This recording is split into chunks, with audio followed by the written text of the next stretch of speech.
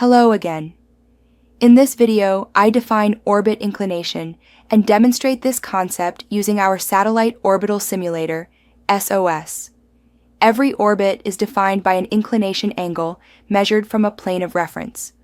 For Earth orbits, that reference is Earth's equatorial plane. So, if you launch from the equator and fly due east, your final orbit will have an inclination of 0 degrees. Now, open SOS, click on the File tool from the menu bar, and then select the default project option. Next, click on the Add Satellite button. When the Set Initial Parameters dialog opens, choose the Parking Orbit Insertion option, which assumes that the satellite was just launched into space. Then, choose the option to enter your initial parameters as latitude, longitude, and altitude.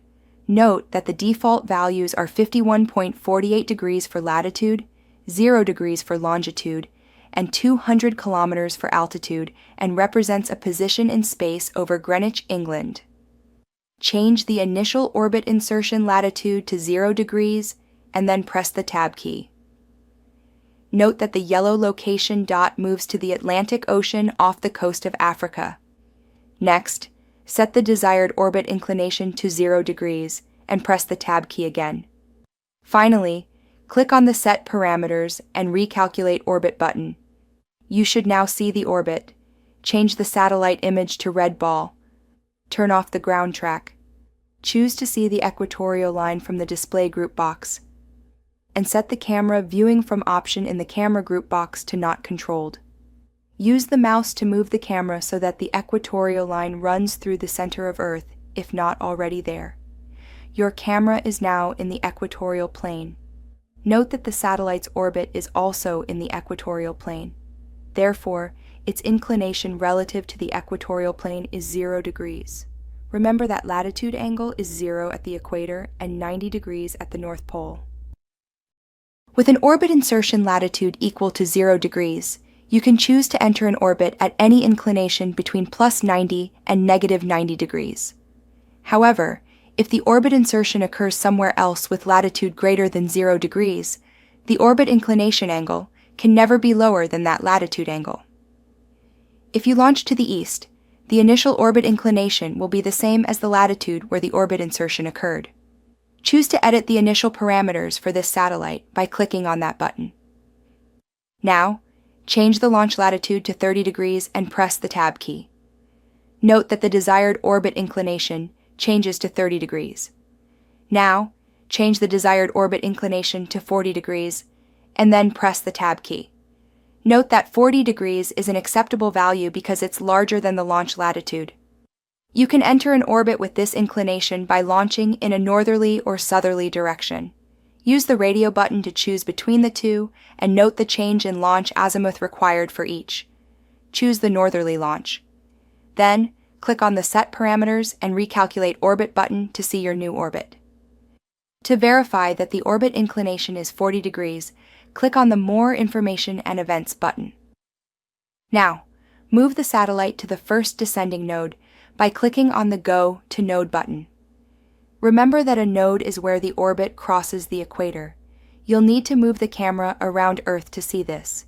It should occur at about 31 minutes into the simulation. Click the Go to Node button again to move the satellite to the first ascending node. Again, use the mouse to move the camera to the other side of Earth to see this. This first ascending node should occur at about 1 hour and 15 minutes into the simulation. If you want to get into an equatorial orbit from an orbit with inclination greater than 0 degrees, a good way to do this is to do a rocket burn when the satellite passes through a node. In orbital mechanics parlance, an instantaneous change in velocity, magnitude or direction due to a rocket motor burn is called a delta V. Using the 40-degree inclination orbit you just created, do a plane change at the ascending node, so the result will be an equatorial orbit. Your satellite should still be at the ascending node where we want the delta V to occur. Therefore, click on the Add Delta V button for this satellite. When the Set Delta V dialog appears, set the desired orbit inclination to 0 degrees and then press the Tab key. Then, click on the Set Required Inclination button. Finally, click on the Use and Recalculate Orbit button. You should now see the orbit change that occurs at 1 hour and 15 minutes into the simulation. Note that the delta V required is about 5,332 meters per second. The yellow arrow shows the magnitude and direction of this velocity change vector. Now rewind and then run the simulation. If the satellite's inclination is 90 degrees, it's in a polar orbit that flies over Earth's 2 poles. Watch the night sky about 30 minutes after sunset to see these satellites passing overhead.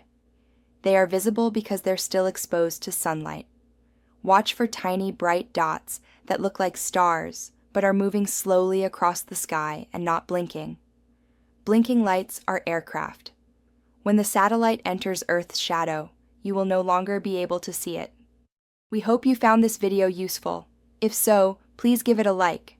If you want to be notified when we add more videos, click on the notification bell. Finally, leave a note if you have comments or requests for new videos. Goodbye.